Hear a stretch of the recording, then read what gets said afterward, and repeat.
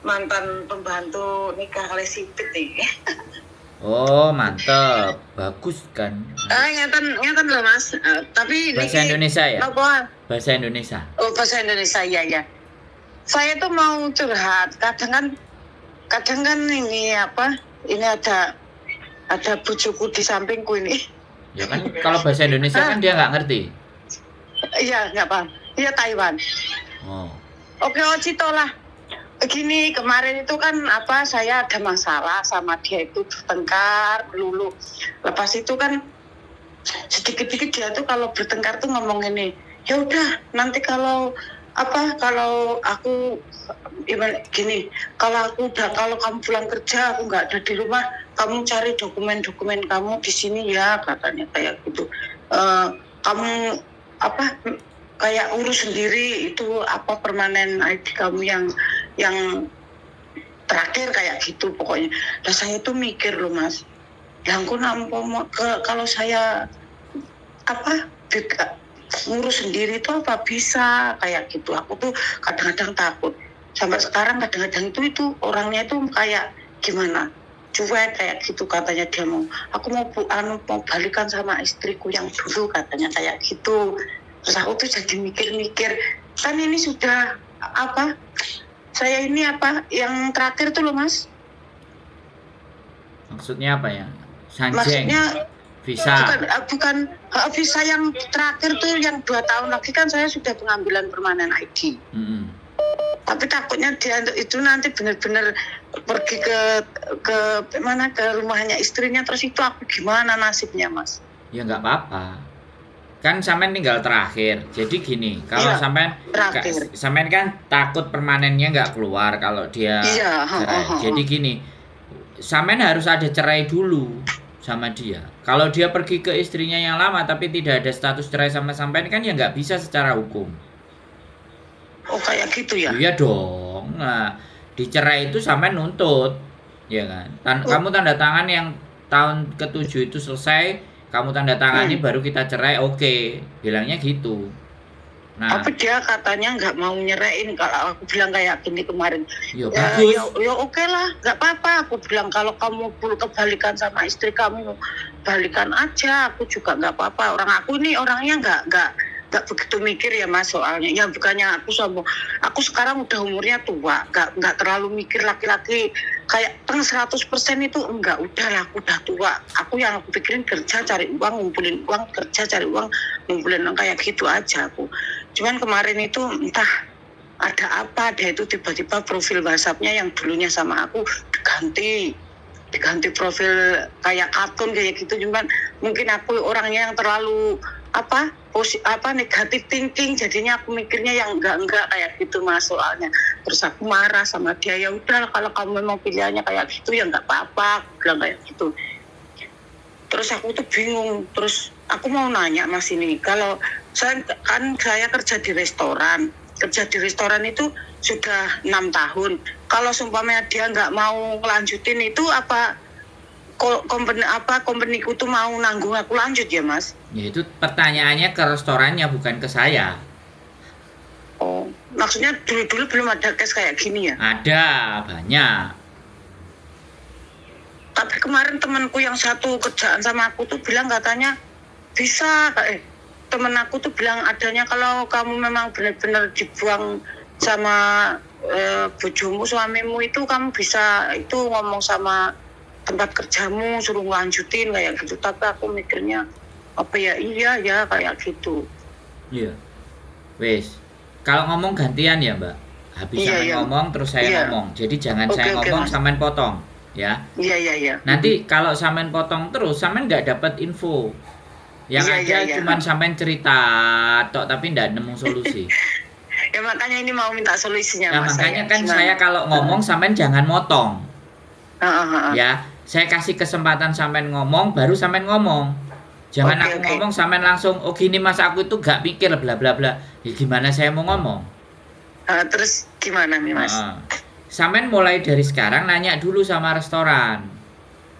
Oh gitu. Aku ini ada persoalan sama suamiku dan tanda tangan permanenku tinggal berapa bulan ibaratnya. Kalau seandainya suamiku nggak mau ngasih aku ke tahun yang ke-7 terakhir, kamu kira-kira mau nggak jadi tukang tamponya untuk jadi permanen? Kan aku sudah kerja sama kamu sudah sekian tahun, bisa nggak kamu bantu sama yang punya restoran?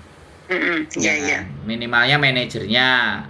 Kalau nggak ada yang ownernya ya manajernya, kalau ada ownernya ya ownernya.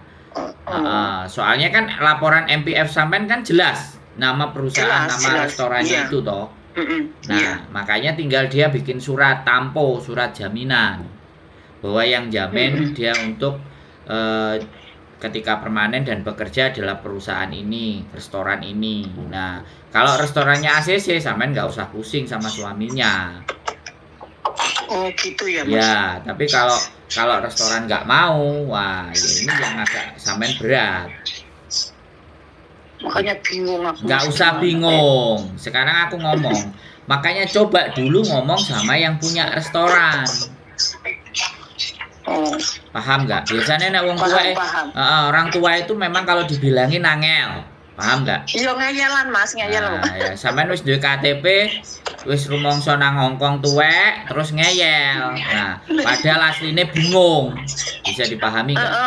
Makanya mau curhat kemarin itu mau telepon bingung aku pusing. Tadi udah bangun dari pagi mau telepon masih pagi. Takutnya sampai belum bangun, takut ganggu aku bilang. Sudah bingung ya kan? Tanyanya ke saya yang anak kemarin sore, lah ya repot toh. Aku ini apa dibilangin sama temen aku itu yang nikah sama orang sini itu juga Mas. Coba kamu tanya sama Mas Andro, bisa nggak katanya. Coba nanya-nanya kayak itu. Ya udah aku telepon. Jadi bisa. Kemarin juga ada kasus, ya kan. Kemarin itu kasusnya adalah dia itu dijamin oleh perusahaan dari Indonesia. Nah, perusahaan dari Indonesianya itu bangkrut, sedangkan dia itu sudah 7 tahun itu kurang berapa bulan aja. Kalau diputus visanya sama perusahaan itu otomatis dia kan ngeblank. Siapa yang jamin? Kalau nggak ada yang jamin kan visanya habis tuh. Kalau habis kan nggak bisa. Harusnya tanda tangan taruhlah di bulan Agustus. Kalau Agustus ini tidak ada yang memberikan jaminan, maka permanen residennya dia nggak akan keluar. Akhirnya dia kerja di restoran, di perusahaan Indonesia, nggak usah saya sebutkan. Nah, perusahaan Indonesianya itu mau nampu dia untuk jadi residen. Lah, terus akhirnya si orangnya tadi yang dapat residen, ya sudah, kalau memang dia bisa nampu, minimalnya aku perjanjian sama dia. Paling tidak aku harus kerja 1 tahun atau 2 tahun. Jangan sampai aku udah dikasih permanen terus aku keluar. Oh ya sudah bagus loh. Bagus loh Pak, saya bilang kan kayak gitu sama bapaknya. Ya sudah sekarang udah berjalan dan sudah ditampo dan sudah ke imigrasi.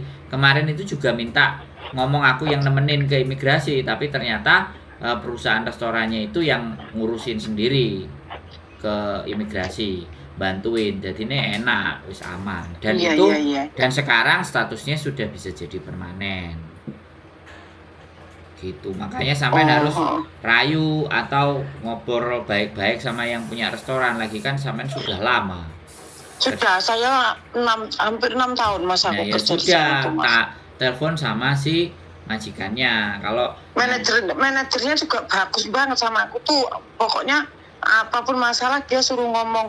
Kalau kamu ada masalah ngomong sama aku katanya. Nanti aku bantu katanya. Tapi kan aku nggak pernah curhat masalah keluarga kayak ini, nggak pernah curhat aku. Mas aku nggak mau lah, soalnya aku mikirnya aib suamiku juga aib aku, jadi nggak mau cerita sama orang, nggak mau. Itu bukan aib, tapi kalau sampean nggak ada permanen residennya, ya sampean kan nggak bisa lagi kerja di restoran itu. Iya benar. Makanya ngomong ke manajernya, lah aku supaya masih bisa kerja di restoran, lah kamu rencananya mau di restoran sampai berapa lama? Ya sak pegelku, kalau aku pegel 2 tahun 3 tahun ya aku baru leren, karena mencari karyawan di restoran itu kan tidak gampang. Lah sampean kan sudah, Mas, bener. Lah sampean sudah kenal lama ya pastinya dipertahankan. Kalau cuman surat aja ya dia kasih rekomendasi. Habis rekomendasi ganti yang nampo, ibaratnya yang tanggung jawab. Yang kemarin suami, sekarang yang tanggung jawab perusahaan restoran itu. Ya kau tim saya loh. Udah ada tanda tangan, dapat permanen, ya selesai, nggak ada masalah sampean. Iya, jadi gini kan aku ngerti toh Mas, maksudnya kan tahu kayak gitu gimana itunya. Kemarin mikirnya malam sampai mikirnya aku kayak gini. Kalau memang benar-benar itu ya pulang Indonesia lah. Tapi kalau sampai nggak jadi itunya mau gimana lagi? Mikir aku kayak gitu. Terus aku coba-coba mau nanya sampai apa ada kasus kayak gini, kayak gitu. Aku cuma terus temanku tuh bilang, udah telepon aja Mas Sandro. Minta solusinya katanya. Ya udah aku telepon kemarin waktu sampean telepon aku kerja nggak bisa ngangkat terus aku telepon sampean katanya sibuk sakit wis. Iya, kalau malam kan jadwalnya saya jam 10 mentok. Ya kan. Iya. Semoga cepat sembuh ya Mas, rezekinya lancar selalu. Jadi sampean sudah jelas kan berarti? Iya. Sudah paham kan? Makasih. Sudah tahu apa yang harus dilakukan. Yang penting kan itu. Makasih ya Mas. Oke. Makasih ya Mas. Yuk, makasih. Bye. Yuk, bye. Assalamualaikum. Ya teman-teman, ya ini kasus menikah, permanen residennya udah mau keluar di tahun yang ke-7, tapi suaminya blenot. Ya, kebetulan mbaknya itu sudah kerja di restoran. Ya sudah 6 tahun di restoran itu, ya sudah minta tolong sama restoran itu untuk bagaimana mengcovernya. Lagi pula kalau kerja di restoran kan otomatis MPF-nya juga ditanggung restoran. Kalau restorannya baik dan mbaknya punya rezeki, ya alhamdulillah bisa dapat permanen. Jadi siapapun ya teman-teman semuanya yang sudah punya dependent visa untuk mencapai ke arah permanen itu sederhana sekali dan gampang. Makanya jangan kita berpikir menjadi nyonya besar dada yang hanya menerima uang dari suami. Kalau suami kita ngasih uang, kalau suaminya nggak ngasih uang, apa yang harus kita lakukan? Nah, terus kayak gitu, kalau suaminya masih pingin balik sama istrinya yang lama, samain mau dianggurin. Nah, makanya harus pinter-pinter di situ. Carilah sebuah perusahaan di mana perusahaan itu bisa memberikan garansi dan jaminan buat kelangsungan hidup sampean. Biar nggak visanya balik lagi gitu loh ke domestic helper. Jadi itu penting ya, sekali lagi menikah dengan orang Hongkong itu bukan untuk mendambakan seseorang yang hanya mengasihi dan menyayangi juga. Tapi namanya cinta, kasih dan sayang itu semuanya punya batas ya. Nah, batasan-batasan itulah yang harus kita pahami untuk kita bisa mengerti, sehingga kalian bisa mengatur strategi sedemikian rupa. Ya nggak apa-apa kalau kamu nggak mau, ya sudah. Kalau kamu mau balik, ya sudah. Tapi hubungan kita kan harus cerai dulu kalau kamu selesai. Nah, kalau sudah jadi permanen tapi yang nampu bukan suami sampean, sedangkan suami sampean ada, tapi yang nampu perusahaan, ya nggak apa-apa menurut saya. Ya kan, itu yang jadi dasar pertimbangan imigrasi. Suaminya ini kenapa kok nggak nampu? Ya yang nggak mau nampu kan suami saya, bukan saya kan ibaratnya. Nah, biar nanti dia apakah itu termasuk terkena masalah atau apa. Tetapi kalau memang dia mau bercerai, ya usahakan bercerai dulu. Dan bercerai di Hongkong tidak gampang. Kalau dari dua belah pihak tidak sama-sama iya, maka proses perceraian itu juga tidak akan terjadi. Proses perceraian terjadi ketika dua-duanya bilang iya baru. Beda sama Indonesia. Indonesia kalau satu nggak iya, satu ingin bercerai, sampai kapanpun itu bisa putus cerainya. Entah 8 bulan, entah 9 bulan bisa kelar. Tapi kalau di Hongkong kelar, tapi kelarnya lama. Harus ada beberapa pembuktian. Makanya nggak gampang untuk bercerai di Hongkong. Makanya orang berhati-hati dalam menikah. Ya, apalagi sudah punya anak, ya itu serba-serbi. Mungkin itu saja yang bisa saya sampaikan buat teman-teman. Keep stay tune my YouTube channel and see you next video. Bye bye.